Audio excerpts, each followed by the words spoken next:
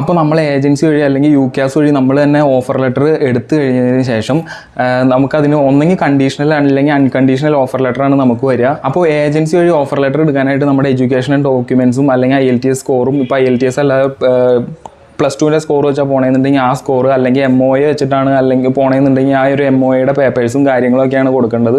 അങ്ങനെ കൊടുത്തിട്ട് കുറച്ച് നാളുകൾക്കുള്ളിൽ തന്നെ നമുക്ക് നോട്ടിഫിക്കേഷൻ വരും, ആപ്ലിക്കേഷൻ സബ്മിറ്റ് ആയി എന്നൊക്കെ പറഞ്ഞിട്ട് മെയിലൊക്കെ.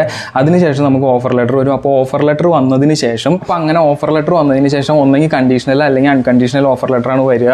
അങ്ങനെ കണ്ടീഷണൽ ഓഫർ ലെറ്റർ ആണെങ്കിൽ എന്തെങ്കിലും കണ്ടീഷൻസോ കാര്യങ്ങളും കാണും. അതായത് ഒന്നെങ്കിൽ എന്തെങ്കിലും എഡ്യൂക്കേഷൻ ഡോക്യുമെൻറ്റ്സ് വെക്കണം എന്നായിരിക്കും. പൊതുവെ ട്രാൻസ്ക്രിപ്റ്റോ അല്ലെങ്കിൽ കൺസോൾട്ടേറ്റഡ് അല്ലെങ്കിൽ പ്രൊഫഷണൽ സർട്ടിഫിക്കറ്റോ ഒക്കെ വെക്കണമെന്ന് പറഞ്ഞിട്ടാണ് വരിക. ഇല്ല, ചില യൂണിവേഴ്സിറ്റീസ് IELTS സ്കോർ കൊടുക്കണമെന്ന് പറഞ്ഞിട്ടായിരിക്കും. അങ്ങനെ കാര്യങ്ങളൊക്കെ ആയിരിക്കും. അല്ലെങ്കിൽ ഇപ്പോൾ ഇൻ കേസ് നമ്മുടെ പേപ്പേഴ്സിൽ എന്തെങ്കിലും ക്വാളിറ്റി കുറവോ എന്തെങ്കിലും ഉണ്ടെങ്കിൽ അങ്ങനെ വല്ലതുമായിരിക്കും വരിക.